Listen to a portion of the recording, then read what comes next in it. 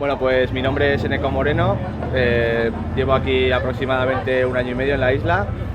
Me vine por tema de aprender un poquito de inglés y bueno, pues porque me interesaba también mucho el tema de las carreras y es una isla en la que estuve en el 2000 también 1 año.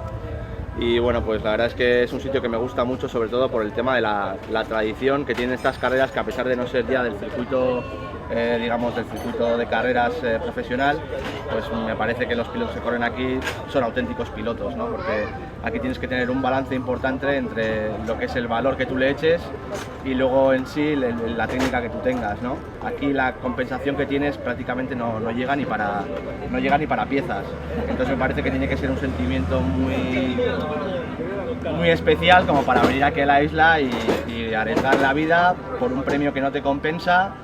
Pero bueno, si tú eres piloto, como podría ser el caso de Antonio, pues creo que tiene bastante sentido, ¿no? Entonces yo le admiro y me parece increíble, ¿no? Que se atreva a correr aquí en las condiciones en las que está el circuito y sin un premio después, más que el hecho de decir, bueno, yo estuve en el Mans TT, yo corrí y supongo que como todos pues él vendrá aquí a ganar. Otra cosa ya es que gane o no. Este es mi premio.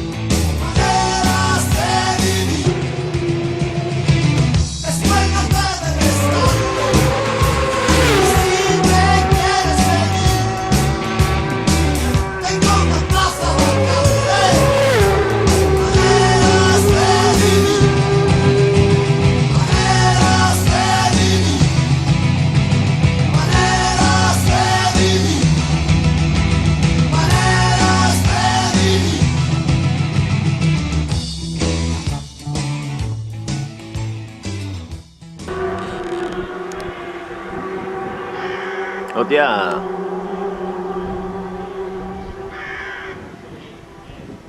Fum, fum, fum.